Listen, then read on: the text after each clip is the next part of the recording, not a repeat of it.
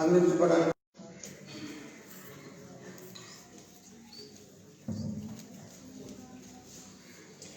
Video మా తండ్రి, పరిశుద్ధుడైన మా ప్రభా, మీ పరిశుద్ధమైన కారణకు వందనము స్తుతులు చెల్లిస్తున్నాను తండ్రి.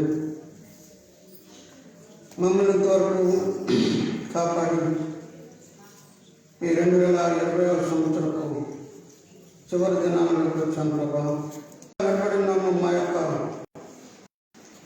జ్ఞానం బట్టి, మా శక్తి సామర్థ్యం బట్టి కాదు, కానీ కేవలం మీ దైవంలో ఉన్నామన్నటువంటి గ్రహింపు నాకు అనుగ్రహించినందుకు, అలాగే మా పిల్లలందరూ కూడా మీరు కరుణించి అంతవరకు మమ్మల్ని సజీవులు ఉంచినందుకు మమ్మల్ని ఇంకా జరగబోయే కాలంలో చిత్తానుసారంగా మేము ముందుకు సాగినట్లుగా చేయండి.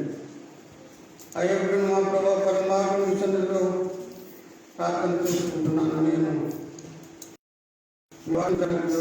కాలం తండ్రి, మీరు నాకు సహాయం చేయండి, మా పిల్లలకు సహాయం చేసి నన్ను మమ్మల్ని ఆదరించి బలపడుతున్నాను. మీ నామం మైపడుతున్నాను ప్రభావ. ప్రత్యేకమైనటువంటి వ్యతిరేక శక్తులను శాతాన్ని కలిగిస్తున్నామని అందిస్తున్నాను. క్రీస్తు యేసు వారి నామం బట్టి ప్రార్థన చేసి పెట్టుకుంటున్నాను తండ్రి.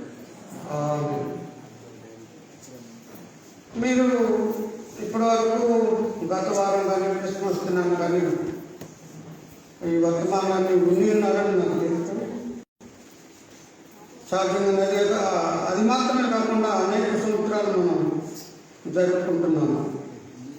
అయినా మీకు తెలిసిన వాటిని మరొకసారి జ్ఞాపకం చేయాలని ఆశిస్తున్నాను.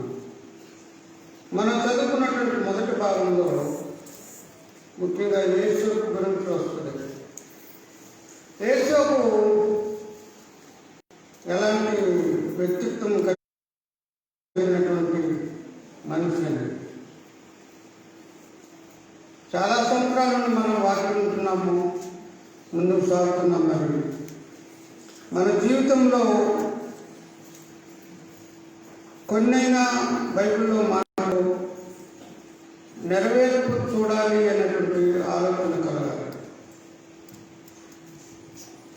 చదువుకున్నటువంటి స్టూడెంట్స్ కొందరు రీసెర్చ్ ఉండేదాక సైన్స్ గ్రాడ్యుయేట్స్ వీళ్ళంతా కూడా చదివిన దాన్ని మళ్ళీ ప్రాక్టికల్స్ ప్రయోగాత్మకంగా థియరీ అయిన తర్వాత ఒక బుక్కిష్ నాలెడ్జ్ అయిపోయాక వాటిని మళ్ళీ ప్రయోగం చేయాలి.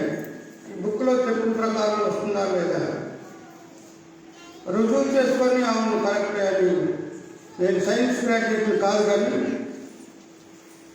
మెడికల్ అండ్ హెల్త్లో చేశాను కాబట్టి కొన్ని విషయాలు ఐడియా వస్తుంది. సైన్స్ గ్రాడ్యుయేట్ కాదు, మీరు చాలామంది సైన్స్ గ్రాడ్యుయేట్స్ ఉన్నారు, వాళ్ళకి అనుభవం.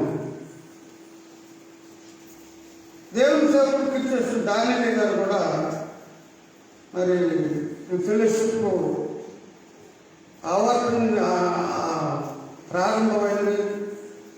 బైబిల్లో ఉన్న మాటలు నిజమా కాదా రుజువు చేసేటువంటి పరిస్థితి. రుజువు చేసుకున్న తర్వాతే దేవుని సేవకుడు పిలిచినప్పుడు, దేవుడు పిలిచినప్పుడు చెప్పారంట. ఆయన ప్రార్థన చేసి మీరు చాలామంది తెలుసు, ఆ జ్యోతిల ప్రభావంలో పుస్తకం చదివితే అందులో ఉన్నది. మరి అనుభవపూర్వకంగా ఈ వారిలో ఒంటరైన వాడు 1000 మందగును, ఎన్నిక లేని వాడు బలమైనటువంటి జనమగును. అది నెరవేరిందా? ఇది ఒక్కడే వెళ్ళి మద్రాసులో హాస్పిటల్ నుంచి వంట చేసి అతను ఒక్కడే ఉండేవాడు, అతనికి వాక్యం చెప్పడం ప్రారంభించారని చెప్పారు.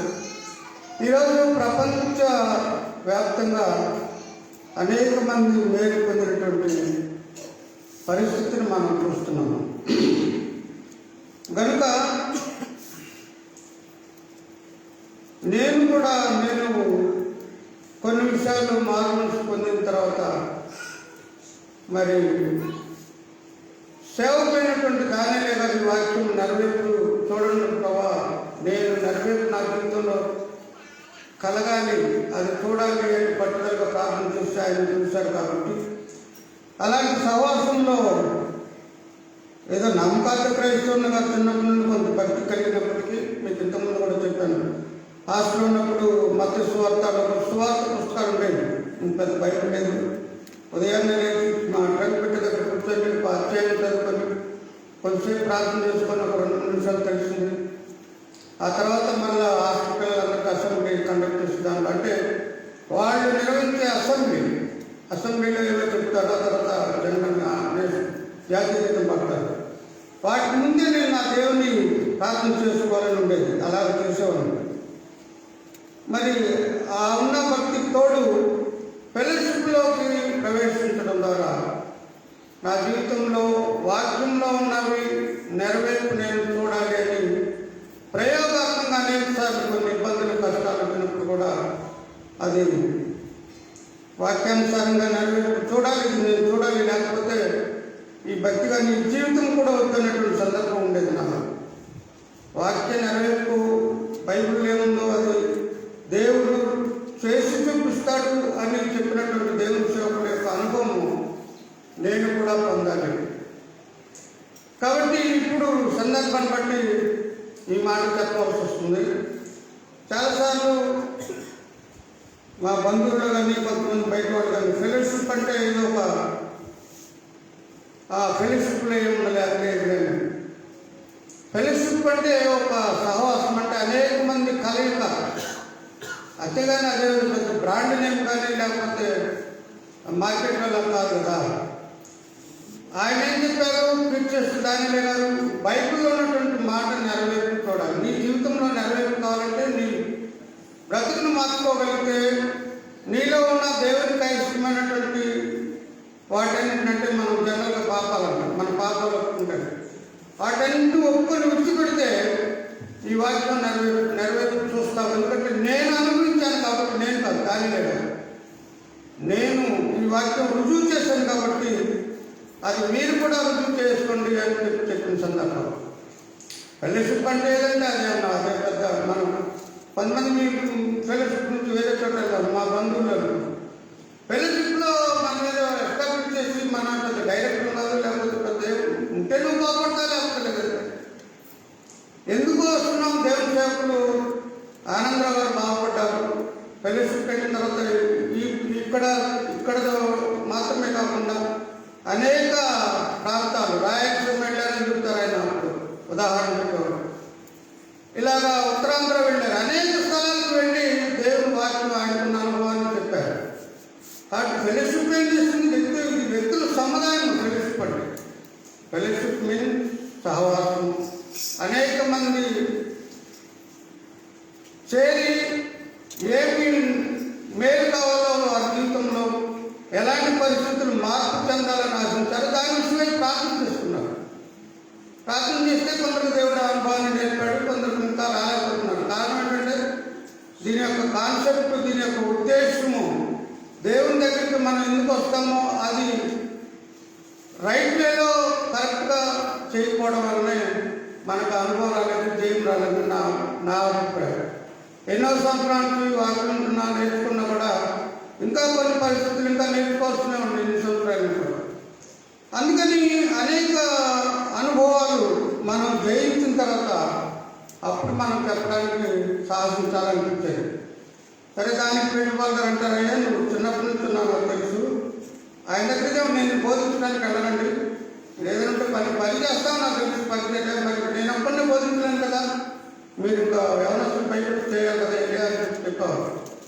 సరే, ఎంత వస్తున్నప్పుడు అక్కడ రెగ్యులర్గా చాలా సర్టిఫికెట్స్ ఉన్నాయి, వెళ్ళవలసి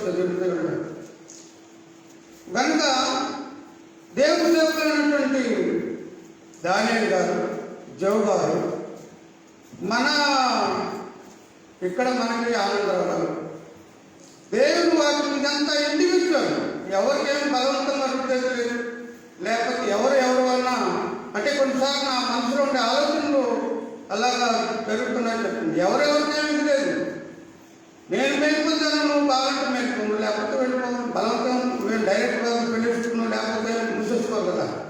ఆఫ్టర్ మనం ఎంతటోళ్ళం, మనం ఎక్కడో కూర్చొని వచ్చేవాళ్ళం కదా. పెద్ద పదవులు ఉన్నవాళ్ళు ఆలోచించాలి, అయ్యో నేను దీన్ని సరిగ్గా నడకపోతే ఇంతమంది ప్రజలు, కోట్ల మంది ప్రపంచవ్యాప్తంగా సందేశాన్ని మూసివేయబడతాయని వాళ్ళు ఆలోచించాలి, మనకు అవసరం లేదు. ఇది ఖచ్చితంగా మీరు వార్నింగ్ అనుకోండి, లేకపోతే నా సలహా అనుకోండి, వాటెవర్ ఇట్ ఈస్. ఫెలోషిప్ అనేటువంటి పదాన్ని తృణీకరించడం కాదని నా అభిప్రాయం. నేను నాకు చేత కాదు ఇండివిజువల్గా ప్రార్థన వ్యక్తిగతంగా నా ఒక్కడే నేను చేసుకున్నాను. సో నేను చెప్పేదంతా కూడా ఇక్కడ కనెక్టెడ్ అని అందుకే చెప్తున్నాను, నేనేదో ఊరికి చెప్పలేదు. ఏసావు నీతి ఈ క్రిస్మస్ మెసేజ్ అంతా కూడా మీరు విన్నారు. అయినా కూడా ఫోకస్ ఏసావు మరియను ప్రధానం చేసుకొని ఆమెను వివాహం చేసుకోవాలని నేను నిర్ణయించుకున్నాను. అలాగైన తర్వాత ఏం జరిగింది? ఆమె గర్భవతి అని తెలిసింది. అదే మనం చదువుకున్న వారు. ఆమె గర్భవతి అయిందని అన్న తర్వాత ఏ పురుషుడు కూడా తను చేసుకోబోయే స్త్రీ వివాహానికి ముందుగానే గర్భవతి అయింది అంటే అది ఏమాత్రం సహించరానటువంటి పరిస్థితి. అది నేను ఇవాళ చూడాలనుకుంటే సహనము సమాధానం అంశం అనుకోండి. సహనము సమాధానం. అయితే మరి అలాంటి వార్త ఉన్న తర్వాత మనకి ఎలా ఉంటుంది? చాలా మంచి అమ్మాయి, పవిత్రాలు, పురుషుడు ఎదిగినటువంటి స్త్రీ, చూపుల ద్వారా కానీ తలంపుల ద్వారా కానీ ఎలాగైనా. మరి నేను ఇంత ఆశపడ్డాను, కానీ మేము కాకపోతే చిన్న చిన్న శిక్ష వేస్తుంటారు బహుశా అన్నారు. క్రిస్మస్ 24 నెరవేరు. కాబట్టి అలాంటి పరిస్థితుల్లో ఏసావు ఉండవలసినటువంటి పరిస్థితి, ఆలోచన చేసుకోవాల్సిన పరిస్థితి. నేననుకుంటా ఎలాంటి సహనము, ఎలాంటి వరకు ఇలాంటి పరిస్థితి నేనైతే ఖచ్చితంగా తప్పుకొని అనుకుంటానే అంటారు. ఎవరైనా బలవంతం చేస్తారు. ఇలాంటి పరిస్థితి ఏ మగవాడు కూడా సాహసం చేయని పరిస్థితి. అయితే దేవుని వాక్యం ఏం చెప్తుంది ఇక్కడ? ఆమె భర్త అయిన యేసపు, మత్తయి సువార్త 1:19 చదువుతుంది. ఆమె భర్త అయిన యేసపు నీతిమంతుడై ఉండి ఆమెను అవమానపడుతున్నాడట రహస్యంగా. ఎందుకని రహస్యంగా ఉన్నాడు అనుకున్నాడు? ఏంటి బిహైండ్ సీక్రెట్ ఏంటి?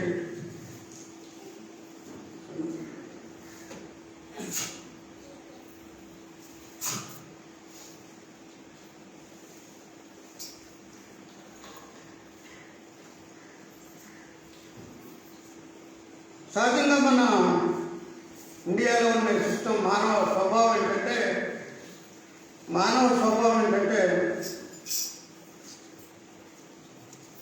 నేను కావాలనుకున్నది పొందుకోకపోతే అది ఎవడు పొందుకున్న చేయాలి. నేను కావాలనుకున్నది నాకు దొరకకపోతే అది ఇతరులకు ఎవరికి కూడా అందకూడదు. అంటే ఏంటి అది? ఆ స్వభావం ఏంటి? నాకు, మీకు, మీలో కొంతమంది ఇది సహజమైనటువంటి స్వభావం, నేచర్ ఆఫ్ ది హ్యూమెన్. కానీ ఏసావు ఎంత సహనం ఉంది! ఆయన సహనాన్ని ఈ విషయంలో మారుపేరని చెప్పాలి. ఆయనలో ఉన్నటువంటి కొన్ని లక్షణాలు, ఇంటిగ్రిటీ, సమగ్రత. నేను నష్టపోతే పోతాను, కానీ ఇతరులు నష్టపోకూడదు. ఇప్పుడిప్పుడే కొన్ని విషయాలు మనం ఎక్కువ బైబిల్ చదివితే, ఎక్కువసార్లు చదువుతూ ఉంటే మనకు అర్థమవుతుంది. ఇలా చాలామంది అనుభవాలు ఉండి వినడానికి, కానీ వాక్యం చదివి దాని ప్రకారం ఎందుకు చేయలేకపోతున్నారు అనుకుంటా ఒకసారి. అప్పుడు మనం మనుషులము పొరపాట్లు ఉంటుంది. వాటిని దేవుని దగ్గర పెట్టుకుంటే మళ్ళీ కరెక్ట్ చేసి ముందుకు వెళ్ళడానికి, బయట వాక్యానుసారం వెళ్ళడానికి నీ సొంత జ్ఞానము, నీ తెలివి మనం ఉపయోగిస్తే లాస్ అవుతాం, ఇంకా నష్టపోతాం కానీ కాదు. సో అప్పటికి దేవుని దూత రాలేదు. ఆయన ఆలోచన పడ్డాడు. అరే ఏంటి నేను ఇలా అనుకున్నాను, సరే ఓకే, ఏం జరిగిందో నాకు తెలియదు, ఇదంతా నాకు అనవసరం, నేను మాత్రం ఇవన్నీ రహస్యంగా వదిలిపెట్టాను. కానీ మామూలుగా అయితే బయటకు వచ్చేసి అతను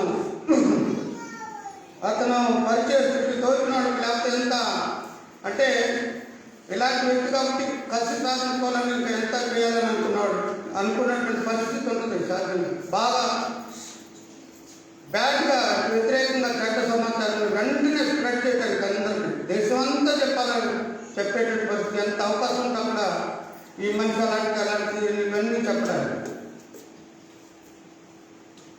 కానీ అతీతంగా దీనికి సహజత్వానికి అతీతంగా ఖచ్చితంగా యేసపు సహనం కలిగి ఉన్నాడా? ఎంత సహనం అంటే గుండెలు పగిలిపోయేటువంటి అంత బాధ. మీలో చాలా మందికి తెలుసు, భావన అర్థం చేసుకోగలరు. కాబట్టి ఆయన ఏంటంటే, నేను అనుకున్నాను సరే లేకపోతే మనం ఒకరికి నష్టం చేయడానికి నేను ఇలా ప్రధానం ఇస్తున్నాను, అమ్మాయి ఇలా గంట కనీసం ఎప్పుడు చెప్పలేము, అంత భరించాడు. ఈ రోజుల్లో భార్యాభర్తలకు ఉన్నటువంటి సంబంధం, కుటుంబ వ్యవస్థలో ఉన్నటువంటి సంబంధం చాలా గమనిస్తూ ఉంటే మా తూర్పు వాళ్ళు ఏమనుకుంటాం, అప్పుడప్పుడు ఏం చేస్తావో ఆ రోజు ప్రమాణం చేసాము దాని మీద మనం అంటే ఈ మాట సరదాగా అనుకోండి. కానీ నేను అంతర్గతంగా ఆలోచిస్తాను, మనం ఆ రోజు దేవుని సేవకుడు చెప్పినటువంటిది వ్యాధి అందనూ కష్టమందనూ ఆవరణలు వీణంతా సమాధానం కలిగి ఉంటాము. మరి ఎంతమంది స్త్రీలు పురుషులు అలాంటి ఆలోచన అలాంటి సమాధానం కలిగి ఉన్నారు? అలాంటి ఆలోచన నాకు రాకపోతే పోయిందిలే, నేను ఇతరులకు ట్రీట్ చేయను, ఇతరులను చెడ్డగా చెప్పకూడదు. ఇక్కడ అదే చెప్తున్నా, వాక్యం చదివేకొలది మనకి వాక్యం చెప్పాలని కానీ లేకపోతే ఏదో ఇవన్నీ చేయాలన్నారు, ఇంకా ఇంకా ఇంకా లోతుకి అయిపోయి ఇది ఈ బలహీనత నాలో ఉంది, దేవుడు చెప్పిన సహనం నాకు లేదు, ఓర్పు లేదు. అలాంటప్పుడు మరి అది ఆలోచిస్తున్నాం మా వాక్యం. నేను ఒకటే చెప్తాను, ఎవరికైనా ఫెలోషిప్ అయినా బయట ఏదైనా, బైబిల్ ఈజ్ ది బేస్. అది నువ్వు ఫాలో అయితే దాని ప్రకారం నీకు మేలు జరుగుతుంది, లేకపోతే నువ్వు ఎక్కడున్నా అంతే. ఫెలోషిప్ అని కానీ పోషిప్ అని కానీ ఏదైనా సరే మనకి ఈ ఫెలోషిప్ నేర్చుకున్నటువంటి లేక ఫెలోషిప్లో నేర్చుకున్నటువంటి ఒక గొప్ప గుణం ఏంటంటే, దేవుడు చేసుకుంటాడండి నా సంబంధం. ఏనే మంచివాడు కదా, లేకపోతే ఇంకా దగ్గర మంచివాడు కదా, ఆయన let God will take care. ఆయన చూసుకుంటాడు మనకి. I'm not the responsible person. అవునా?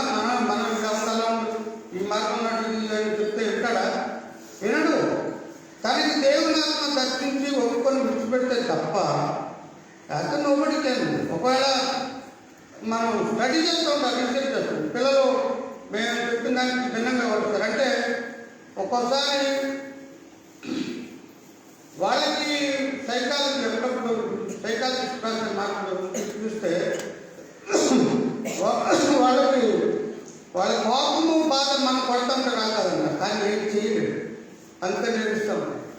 ఇంటర్నల్గా మాత్రం ఆ వ్యతిరేకత ఉంటుందని చెప్తారు. అదంతా బయటకు ఒక ఇంగ్లీష్లోకి వచ్చిన తర్వాత, ఒక స్థాయికి వచ్చిన తర్వాత నాకు తెలిసిన మీరు చెప్పక్కర్లేదు.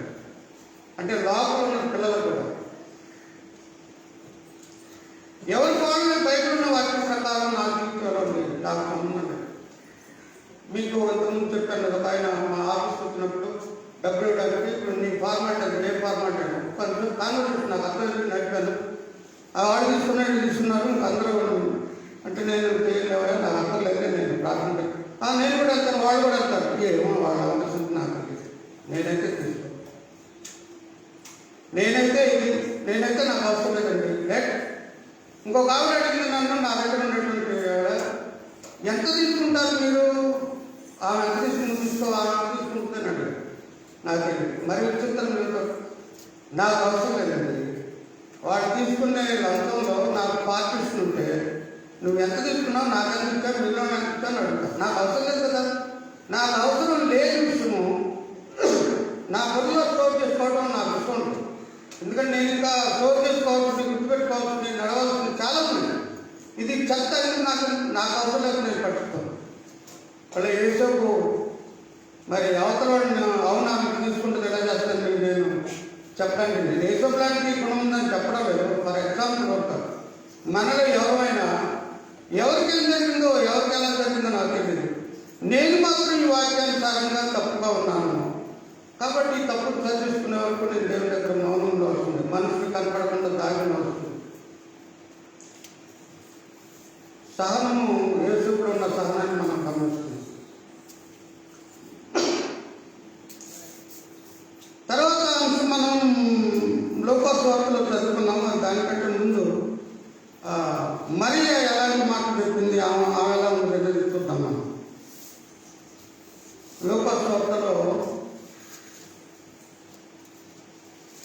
12:15 పొద్దున్నారు. అఫ్కోర్స్ ఆ సమయం చాలనుకుంటా కానీ చెప్పలేమనుకుంటా, సమయం ముందుగా చెప్పిందని క్లోజ్ చేస్తాను 12:15.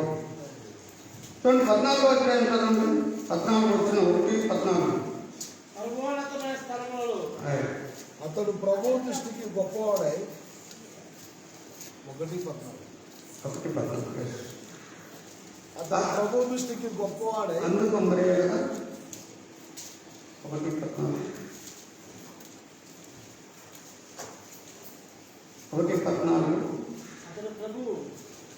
అందుకు మరియా నేను చెప్పడం తప్ప 34 14 అందుకు మరియా నేను పురుషుని ఎదుగుతాను ఇది ఎలాగ జరిగిన దూత అనగా దూత పరిశుద్ధాత్మ నీ మీదకి వచ్చును సర్వోన్నతుని శక్తి నిన్ను కమ్ముకొని గనుక పుట్టబోవు పరిశుద్ధుడే దేవుని కుమారుడు అనుకుంటున్నాను. చాలు. మనం యేసులో ఉన్నటువంటి గుణ లక్షణాలు చాలా మంది కొంచెం చెప్పానంటే సముఖం ఉన్నాడు, తర్వాత సహనం ఓపికతో ఉన్నాడు, ఇతరులకు కీడు చేయకూడదు అనేటువంటి ఆలోచనలో ఉన్నాడు, తర్వాత దేవుని మాటలు దేవుడు చూపించారండి. అక్కడ మన తర్వాత యేసు మీరు ఈ క్రిస్మస్ దినాలు చాలాసార్లు ఉంటారు, అందుకే గుర్తు చేస్తున్నాను. అంతా యేసు దూత దర్శించి అబ్బాయిని నువ్వు అనుకున్నట్టుగా రహస్యంగా నాకు అంటలేదు, ఇది ప్రభు వలన జరిగిన కార్యం అన్నాడు. వెంటనే లోపడ్డాడు. అతడు ఈ సంగతులను గురించి ఆలోచించుకున్న మతస్వాతులే కదా మళ్ళీ నేను ఇదిగో ప్రభువును స్వప్నం ఉంది అతను ప్రత్యక్ష దావీదు కుమారుడైన యేసు నీ భార్యను మరియను తెచ్చుకుంటూ భయపడము, ఆమె గర్భం ధరించింది పరిశుద్ధాత్మ అర్థం జరిగింది. ఆ తర్వాత యేసుక్రీస్తు రక్షకుడైన యేసుక్రీస్తుని కనే వరకు ఆయన మరియను ఎరగకుండానే ఉన్నది. అంటే భార్య భర్త ఫార్మాలిటీ బట్ నాట్ టచ్. ఎలాంటి సారం అండి? ఎంతో సారం కలిగిన వ్యక్తి.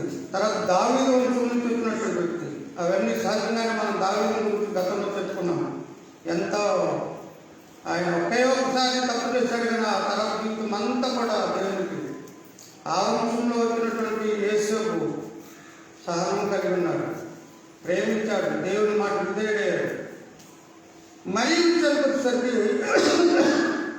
అవన్నీ నేను పురుషుని ఎదుగుగా దాన్ని ఇది ఎలా జరుగుతుందంటే ఇది దేవుని కార్యమ్మా. మన ఆదికాండంలో చూస్తే మనుషులకు అసాధ్యమైనది ఏమైనా ఉందా? మనుషులకు అసాధ్యమైన దేవునికి అసాధ్యమైనది లేదు. ఒకసారి ఉన్నామా ఆదికాండం 18 వచ్చే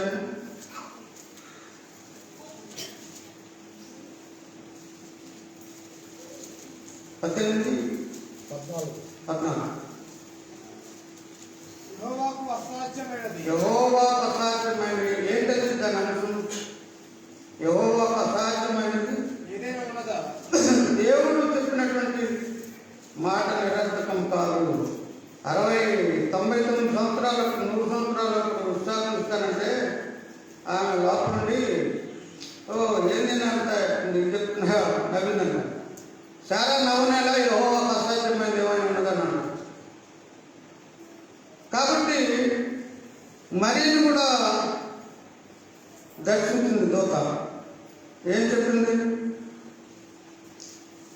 ఆమె భయపడింది. నేను పురుషుని ఎరుగని కాను కాన్ఫిడెంట్గా చెప్పగలిగింది. షీ నోస్ దట్ ఏ విధంగా కూడా పాపం చేయలేదు. ఎవరి ఆత్మకు అంతరాత్మ వాళ్ళకి తెలుసు. మనుషులు ఇలాంటిదైనా అలాంటి వాడు కాదు. ఓకే సరే. అలా కొన్నిసార్లు మా బంధువులు గొడవ జరిగేటప్పుడు నువ్వు ఇలా చేసావు అలా చేసాను. అవును సరే మీకు ఎలా ఉండాలా? నా మనసులోకి దిగుడు ఒక సబార్డినేట్ చెప్తుంది. ఏదో అడిగితే నా దగ్గర పనిచేశాడు. మీ మనసులో ఉండి నాకంటే తెలుస్తారు. ఎస్ చూస్తారు. పైకి మనం ఏమైనా మాట్లాడచ్చు, ఏమైనా ప్రవర్తించచ్చు, కానీ మన అంతరంగంలో ఉన్నది మనకు మాత్రం తెలుసు. ఇది ఎవరు కాదంటే ఆశ్చర్యపడదు. నీ అంతరాత్మ నీకు చెప్తుంది. నీ అంతరాత్మలో దేవుడి వాక్యానుసారంగా మనం ఉన్నామా లేమా అన్నది. అలాగే మనకు లేనప్పుడు నేరం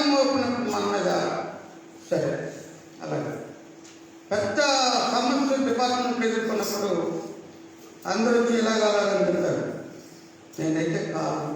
అవుననుకున్నావా? గోహెడ్.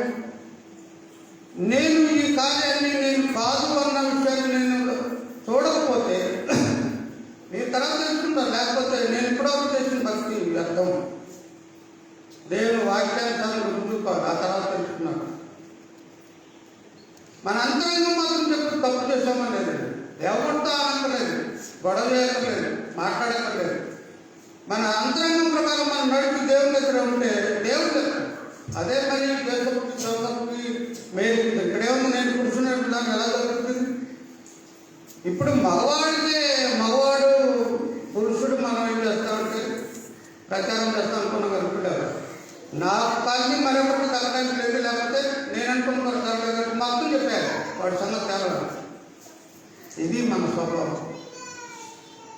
మనకేదైనా వ్యతిరేకంగా జరిగితే ఖచ్చితంగా కానీ ఒకవేళ వెంటనే ఎదుర్కోలేకపోయినా కొట్టలేకపోయినా దేవుని చేయలేకపోయినా మొత్తం ప్రచారం చేస్తారు. యేసు వల్ల చేయలేదు. ఓ ఎందుకు వాటికి సరలేదు ఇంకో రంగం ఏం జరుగుతుంది. నేను మాత్రం దీన్ని భరించలేను. ఇంకో రంగా మేలు జరుగుతారు. మేలు చేయడానికి ఇక్కడ ఈవిడ కూడా ఏమిటి దీని పని? పురుషుల విషయమే అనుకుంటే స్త్రీల పని ఎవరు నోటు చెప్పుకోలేదు. అయ్యో ఇంకేమన్నా నా పంపకూడింది, నా పని అయిపోయింది, నేను ఆత్మహత్య చేసుకుని చనిపోవడం బెటర్. అంతే కదా. మరి నేను ఆ పురుషులు ఎదుగున్నాను. నేను గర్భవతి పెళ్లిగా ఉన్నాను. సహజంగా జరుగుతూ ఉన్నాయి మనుషుల్లో. కానీ అలాంటప్పుడు మన యొక్క మనసు రియాక్షన్ ఎలా ఉంది? ప్రతిస్పందన. ఓ వెంటనే మొత్తాన్ని ప్రచారం చేసి ధూమ్ధాం చేసి దానికి ఎక్కడ చల్లబడి చేయాలి. కానీ మరి ఒక మాటని మనం చాలాసార్లు 37వ వచనం చూస్తున్నాను. 1వ అధ్యాయంలో 37. దేవుడు చెప్పిన ఏ మాట ఏమో నిరర్థకము కాలేదని ఆమె చెప్పింది. అయితే తర్వాత అందుకు మరియా ఇదిగో ప్రభుదాసుడు నీ మాట చెప్తున్నా, నో ప్రాబ్లం. దేవుని దూతకి దేవుడే ఆమెతో చెప్పి చేస్తుంది కాబట్టి కాదు. ఏ మాట సరే ప్రభుదాసుడు మీ ఇష్టం. ఎలాంటి ఇది మరి కొన్నిసార్లు కొంతమంది ఆడవాళ్ళు గమనిస్తాము. లోపలంతా బాధ పెట్టుకున్నాను. అలాగే తప్పని కాదు కానీ సహనం. అవునా?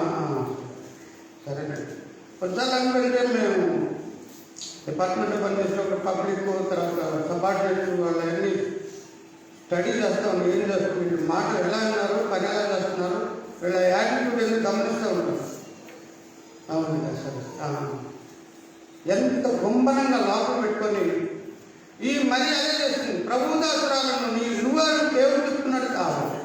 అయితే నా ప్రాబ్లం ఎవడేమనుకుంటున్నాను ఇంకా ఎక్కువ కదా.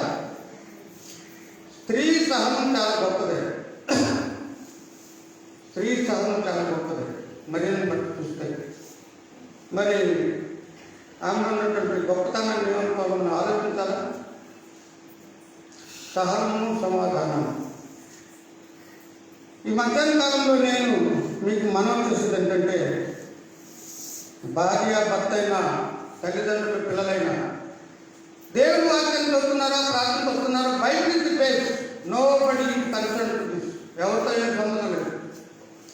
భార్య మారుతుంది, మనకి వాక్యం ఉంది, భార్య మారుతుంది, భర్త తీసుకెళ్ళగలిగితే ఇలాగేం లేదు. No recommendation. అక్కడికి వెళ్ళిన తర్వాత ఉన్నదనుకుంటున్నాం, అక్కడ ఉందో లేదో తెలియదు. ఉన్నది అని నిరీక్షణ. నేను చనిపోతే నా క్రియలు బట్టి మేము పల్లప్పుడు ఉంటామని మనం అనుకుంటున్నాం.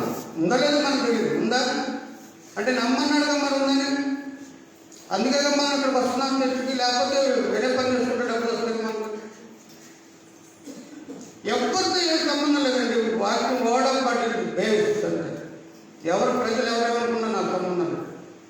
ఇది దేవుని ద్వారా జరిగినది. నువ్వేం భయపడద్దు. తోడుంటారు. దేవునికి విధేయుడై దేవుని వాక్యానుసారంగా విధేయుడై ఎట్లా ఉంటే సమస్యలైన విషయాలు అనేక విషయాలు మేము అనుభవించి చెప్పినాం. ఒకేదో చెప్తాం సార్. ఈ విషయాన్ని మళ్ళా ఇంతకుముందు కూడా మనం దేవుని మేలు అనుభవిస్తే దాన్ని 10 మందికి చెప్పడానికి చూడాలి. ఈ 10 మందికి చెప్పడానికి ఏం చెప్తాను? వాళ్ళు ఎట్లా చెప్పిన వాళ్ళంతా సరిగా ఉంటారు. నువ్వు ఉండు, బైబిల్ నీకు ఇచ్చింది బైబిల్ ఇచ్చిందంత మనిషి కాదు, ఆనందం కాదు. ఆయన చనిపోయినప్పుడు నేను మాట్లాడుతున్న మాటలో కొందరికి రియాక్షన్ వస్తుంది. ఆయన వ్యతిరేకం చెప్తున్నా నాకు ఎంతో గౌరవం ఉంది, అవసరమైన మాట్లాడుతున్నాను. కొన్నిసార్లు వచ్చినప్పుడు ఖచ్చితంగా మాట్లాడుతున్నాను, మాట్లాడారు. దాని గురించి ఎవరు ఇబ్బంది పడ్డా నాకేమి ఇది లేదు. నా అంతరంగం పైన సరి చేసుకుంటే చాలు. ఎలాంటి ఆలోచన బైబిల్ పాటించేటప్పుడు, బైబిల్ చదువుతున్నప్పుడు, ఆదివారం మనం ప్రార్థనకు వస్తున్నప్పుడు, శనివారం ప్రార్థనకు వస్తున్నప్పుడు వాక్యం నెరవేరుతుందా లేదా? దేవుని వాక్యం ఏముంది? నేనేం మాట్లాడాను, నేనేం ప్రవర్తించాను, అవన్నీ రికార్డ్ అవుతున్నాయి అంటున్నారు. నెగిటివ్ యాటిట్యూడ్, వ్యతిరేక స్వభావం ఉంటే దేవుని కార్యాలు జరగవు, దేవుడు మనకేమి సహాయం చేయడు. నీలో పాపం ఉన్నప్పుడు పేదరికం ఉంటుంది, అన్ని దరిద్రాలు ఉంటాయి. నీటి వల్ల దేవుని సేవకుడు మెసేజ్ ఉన్నాను ఆయన దాని నాకు తెలుసది. నేను ఏదైనా అనుభవిస్తున్నప్పుడు డిపార్ట్మెంట్ కానీ బయట కానీ ఎక్కడ ఇబ్బంది పడినప్పుడు ఐ నో దట్ మై అంతరంగం ఏముందో చూసుకుంటాను. ఓహో ఐ డిడ్ దిస్ మిస్టేక్, అందువల్ల నాకు తప్పదు ఇది అనుభవించాను. అది నేను బేర్ చేస్తుంది. Because my fault I have sinned against the word of God. దేవుని వాక్యానికి భిన్నంగా నేను వ్యవహరించాను కాబట్టి ఈ బాధ నేను భరించాల్సింది. అలా మనం మరి ఏసపులాగా మరిలాగా సహజంగా సహనం కలిగి ఉంటే దేవుని యొక్క మేలు మన జీవితంలో చూడొచ్చు. చూస్తారా? మరి చూద్దామన్నా వీళ్ళ పద్ధతులు కలంటే అనుభవాలు ఉన్నాం మేము ఇప్పటికే. ఒకవేళ ఇప్పటి వరకు లేకపోతే మనందరూ తెలుసు గత 10-11 నెలల నుండి ఏమి జరుగుతుంది. పెద్ద పెద్ద డబ్బుల వాళ్ళు వెళ్ళి అక్కడ వైద్యం చేస్తున్నారు. ఏం లేక 3 కోట్లు ఖర్చు పెట్టారంట బాగున్నాను. నాకు ఆయన చెప్తూ వస్తుంది. 3 కోట్లు ఖర్చు పెడితే మనం 3,000 అంటే 30,000 అంటే 3 లక్షలు అంటే మరి ఎన్ని కోట్లైనా ఎంత డబ్బైనా ఇంత కట్టగలిగినటువంటి వాళ్ళు చాలామంది వెళ్ళిపోయారు. లేదు మాకు ఏం చేయలేదు, ఇప్పుడు హెల్ప్లెస్ గోల్డ్ అంత డబ్బు ఖర్చు పెట్టి చూస్తుంది. మరి మనం ఉన్నామంటే అది మనం బాగా మాస్క్ పెట్టుకొని డిస్టెన్స్ మెయింటైన్ చేసి లేకపోతే ఇవి చేసి అందుకని బతికామమ్మా. ఏమో I don't think that because of God grace only నేను బతుకున్నాను అనుకుంటా. దేవుని దయే. ఏమో దేవుడు ఎందుకు తీసుకుంటాడో, ఎందుకు బ్రతుకున్నామో మనకే అర్థం కదా. ఒకసారి నేను ఆలోచిస్తాను. ఖచ్చితంగా మన అంతరంగం మనకు సాక్ష్యం. కాబట్టి అలాంటి మేలు పొందినప్పుడు బ్రతుకుండి మనం మార్చుకొని మేలు చేయడానికి ఏమన్నా ప్రయత్నం మనం చేయగలిగింది. ప్రాముఖ్యమైన ప్లేస్ అన్ని ప్రాముఖ్యం. కూర్చొని ప్రార్థన చేస్తే చాలా ప్రాముఖ్యం ఇస్తారు. అంతే కదా. మేము లాక్డౌన్ హైదరాబాద్లో మా పిల్లలు కూర్చోబెట్టుకొని మా పిల్లలంటే దేవుని సేవ తమ్ముడు కాదు, నా పిల్లలు కాదు. చిరంజీవి మేము అర్థం చేస్తాం. ఎవరు కొంతమంది మాకు అంత రిలేషన్ లేదు, మాకు ఇంత బాగాలేదు మేము. అయినా మా నోటీస్ వచ్చిన అందరూ విషయం ప్రార్థన చేస్తూ ఉంటాం. లాక్డౌన్ బాగా మేలు చేసింది. మరి దేవుడిని ఏదైనా దేవుడు మాట చెప్తే అది నిరర్థకం కానేడదు అని చెప్తాడు. అదేమో మనం అనుభవం వంటపంచుకున్నాం. ఎప్పుడైనా మన ఒక విషయంలో పర్టికులర్ విషయంలో వీళ్ళంతా చెప్తున్నారు దేవుడి వాక్యం నా జీవితంలో నెరవేరాలని కూర్చొని ప్రార్థన నెరవేర్చామని చూసామా? మరి సంవత్సరాలు వెళ్ళిపోతున్నాయి కదా. మనమేం ప్రార్థన చేయట్లేదు, అలాగే ప్రీచ్ చేయట్లేదు. ప్రీచ్ చేసినప్పుడు మొదట పనిష్మెంట్ ఉంటారని చెప్తారు. మనం నాకు ప్రీచ్ చేయమన్నారు. అందుకని నాకు చెప్పుకోవడానికి నాకు వద్దంటారు. వాక్యం బోధించేవారు అది అమలు చేయకపోతే అక్కడ ఉంటారంట నమ్మకం. కానీ ప్రార్థన చేసేవాళ్ళు ఎవరు కనపడరు. ప్రార్థన చేసుకుంటూ ఉంటే అనేక మంది కోసం ప్రార్థన చేస్తూ ఉంటే దేవుడు ఎప్పుడో వస్తారని అక్కడ ప్లస్ మార్కులు పడిపోతాయని చెప్తారు అనుభవం వల్ల.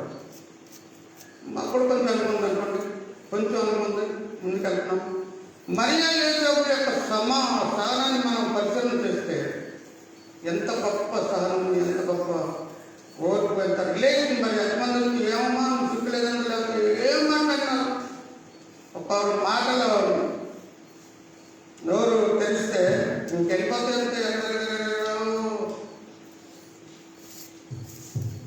అసలు ఈ మనిషి ఇలాగ మాట్లాడగలదా అనుకుంటాను. 40 ఏళ్ళు అసలు ఎవరు లేదు, చాలా సైలెంట్. ఎప్పుడో ఒకరోజు చూడాలి. నన్ను ఈ మధ్య మా బంధువుల దగ్గరికి వెళ్ళొచ్చాను. నన్ను బాగా కూర్చోబెట్టి మర్యాద బాగానే ఉన్నారు. తర్వాత నిన్నట్టు మా తమ్ముడు వెళ్తే అసలు పచ్చి బూతులు పెట్టినాడు. అరే ఇంతటి మాట్లాడుతూ బాగా చూస్తున్నాం, ప్రార్థన చేస్తున్నాం. వాటికి అంటే మనము మన శక్తి సంబంధాలు చూపెట్టి ఈ విషయంలో నేను తప్పును ఖండించాలి, నేను జయించాలనుకోవడంలో ఉద్దేశం నేను అనుకుంటాను. అది మీ ఇప్పుడు నేను చెప్పడా. అలాంటి శక్తి సంబంధాలు అంటే ఒక విషయాన్ని నేను జయించలేకపోతే లేక నాకు లేదంటే ఇంక ఎందుకు బైబిల్ వేస్తే కదా, దేవుడు దాని చెప్తుంది వేస్తే కదా. బైబిల్లో ఉన్న మన జీవితంలో అంటే నమ్మడంతో ఆకనంతో నన్ను జరుగుతుంది. దేర్ ఆర్ టైం ఇసుక నిత్యము ప్రార్థన చేయాలి. మనం బైబిల్లో చాలా చూస్తాం అనుకున్నవి. ఒక న్యాయాధిపతి కఠిన న్యాయాధిపతి విధురాలు అయ్యా నా బాధ ఏంటంటే 18వ అధ్యాయంలో చదువులు ఆ న్యాయాధిపతి లేక ఆ యజమాని చాలా కోపిస్తూ ఎవరి మాట విన్నాడు, దేవుడి మాట దేవుడు అంటే చెప్తాడు, దేవుడి మాట కూడా వినడంట. కానీ మేము తరచుగా వెళ్ళి ఇతను న్యాయం చేయడం తెలిసినా సరే ఆయన దగ్గర వెళ్ళి నాకు న్యాయం చేయడం ఆలోచనకుంటాడు. ఓహో ఏమిటి నా విషయం తెలిసి తీరుగా నేను కఠినున్నది ఎవరి మాట విన్నాను అయినా ఏమి వస్తుందంటే ఒకవేళ భర్త ఎప్పుడు హింసిస్తూ ఉన్నాడా, ఇంట్లో సమస్యలు వినడం లేదా, లేకపోతే భార్యను ఇష్టానుసారంగా చేస్తున్నాడా, ఈవిడేమో తల్లి చూద్దాం దేవుడు ఎందుకు సాల్వ్ చేస్తా ఉన్నాడు. ఎన్నడంతా అసలు అది కాదు. నువ్వు చూడు, you take your own experience. దేనికి చేంజ్ చేస్తుంది చూస్తాము. మార్పులు దేవుడు చెప్పిన మాట నెరవేరింది. ఎవరేమనుకుంటే నాకు అనవసరం, నాకు అప్పగించిన పండుగ నేను బైబిల్ ప్రకారం నడవాలంటే. చివరిగా 5 నిమిషాలు 2 నిమిషాలు ఉందా 2 నిమిషాలు మనం చదివిన సుమియన్ అనేటువంటి భాగాన్ని చదువుతున్నాం. అంతట మన లోకస్ వార్త 2వ అధ్యాయం 27, 28 చదువుకున్నాం. అది ఒకసారి లోకస్ వార్త 2వ అధ్యాయం 27, 28. ధర్మశాస్త్ర పద్ధతి చెప్తున్నా ఆయన విషయమై జరిగించుటకు తల్లిదండ్రులు శిశువైన యేసును దేవాలయంలో తీసుకొని వచ్చినప్పుడు అతడు తన చేతుల్లో ఆయన ఎత్తుకొని దేవుని నాదా ఇప్పుడు నీ మాట చొప్పున సమాధానంతో నీ దాసుని పోనించుచున్నావు.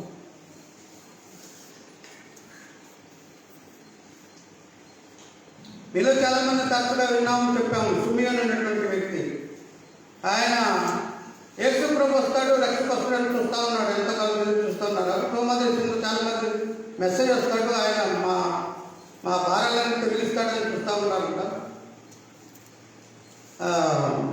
ఈయన కూడా ఉన్నాడు యేసు ప్రభుని చూడాలి. ఇప్పుడేంటి యేసు ప్రభుని శిశువుని ఆనాటి కాలంలో ఉన్న పద్ధతి ప్రకారం దేవుని దగ్గర డెడికేషన్ చేయడానికి వచ్చినప్పుడు ఆ బిడ్డని పెట్టుకొని అయిపోయింది నా జీవితం అంటాను జనరల్గా నా జీవితం ధరించిందని. ఇప్పటి వరకు ఉన్నానయ్యా, ఎదురు చూస్తాను మీకోసం, నా సమస్య సాల్వ్ అవుతుందని. ఆయన సమస్యని లోకరక్షకుడైనటువంటి యేసు ప్రభు వస్తాడు, మమ్మల్ని విడిపిస్తాడు. మాకు అంటే అక్కడ ఉన్నది భౌతికంగా సమస్యలు విడిపిస్తాడని వాడు చేస్తుంది. కానీ సుమియోను దేవుని దృష్టితో చూస్తున్నాడు. ఆయన రక్షకుడు వస్తాడని చూస్తాడు. ఇలాగా వస్తాడని మనకి భక్తులని చెప్పారు కదా, గుర్తుందా? వెనక మీరు చాలా విన్నారు కాబట్టి వివరంగా చెప్పలేదు. ఇప్పుడు ఏమంటున్నాడు ఆయన? సహనంతో సమాధానంతో ఇంకా అయిపోయింది, నా చనిపోతాను, నేను చనిపోతుంది చాలు అని వాడు మదరికి ఏదో ఒక సూచన చేశామా, నీ భక్తు నీ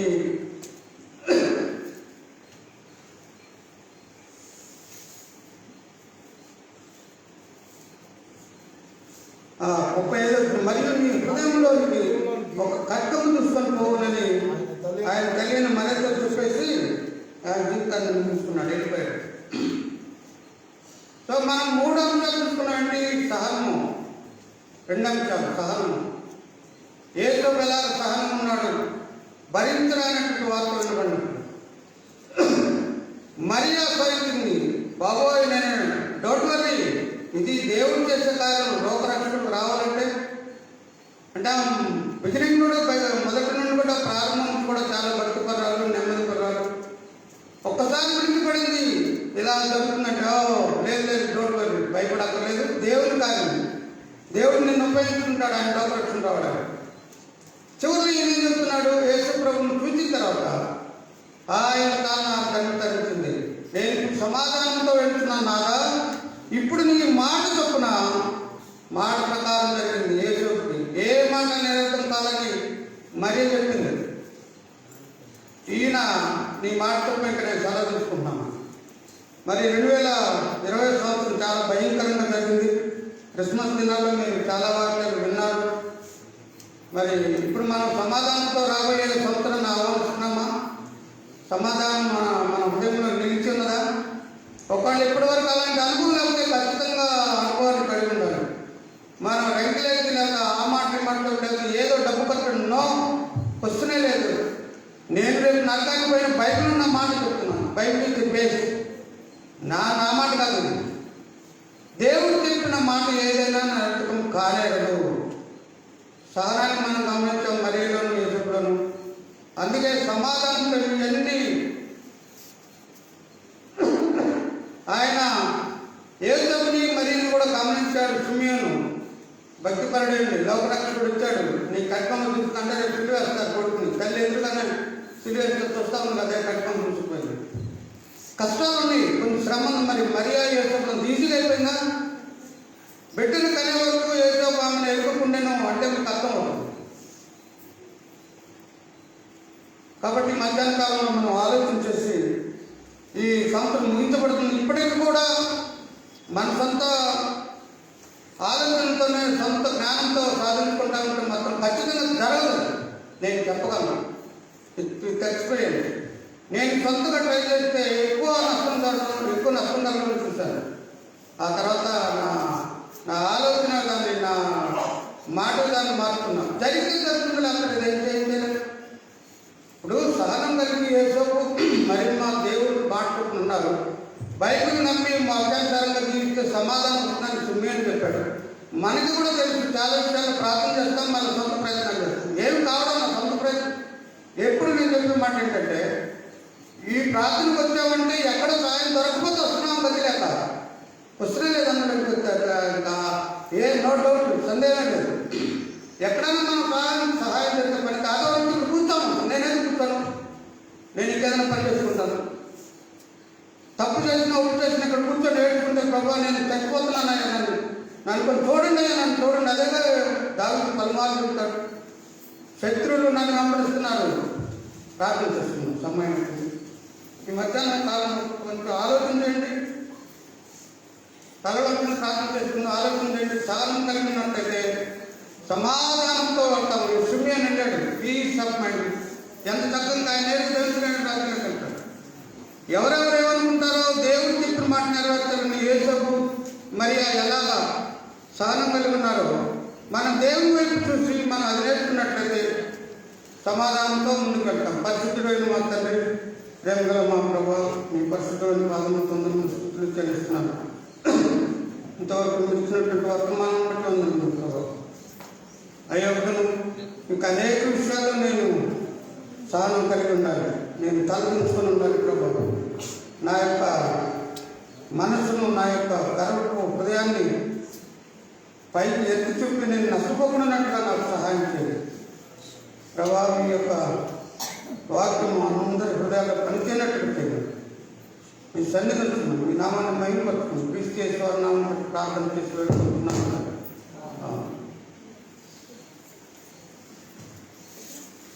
ఇది ఆధారంగా మనం లేచినది పాటపాడుచుండగా మన దానికి దేవుడికి సమర్పించుకున్నాము. మన ఆరాధన గీతంలోంచి 48వ పాట, 48.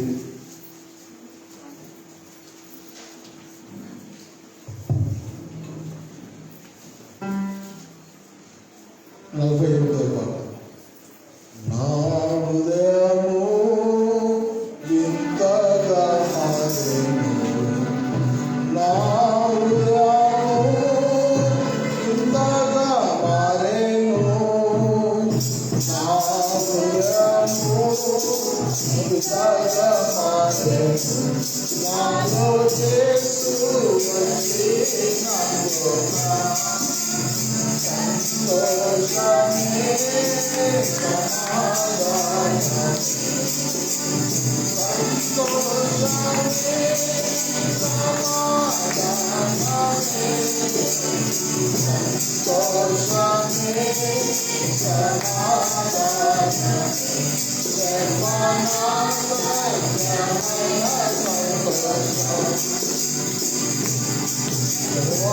సమాధానమే, సంతోషమే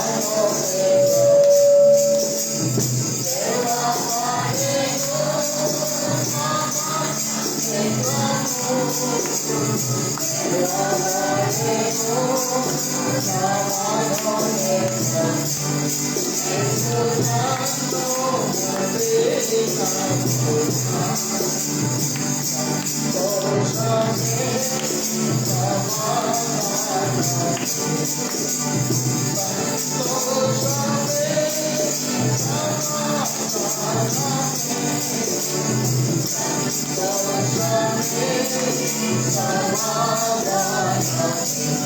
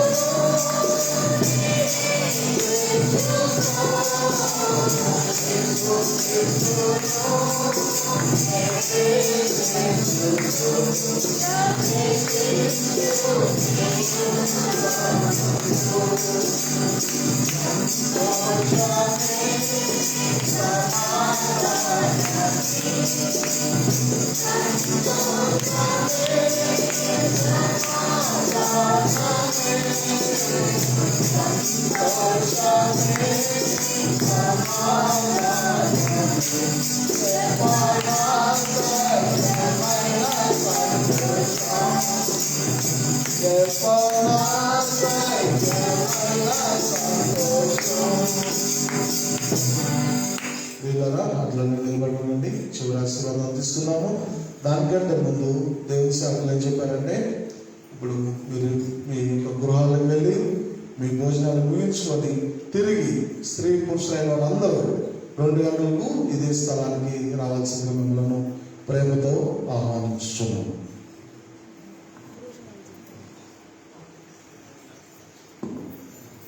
సరే, ఓకే. దేవుని సేవకుడు కొనసాగిస్తున్నటువంటి సేవను ఆయన కుమారుడు, దేవుని సేవకుడు వెళ్ళిపోయిన తర్వాత ఆయన కుమారుడు దీన్ని నిర్వహించడం జరుగుతుంది. నా అనుభవం నాకు తెలిసి ఆయన దేవుని సేవకుడు లోకాన్ని విడిచిపెట్టక ముందు కొంత ఆలోచన ఉన్నారు.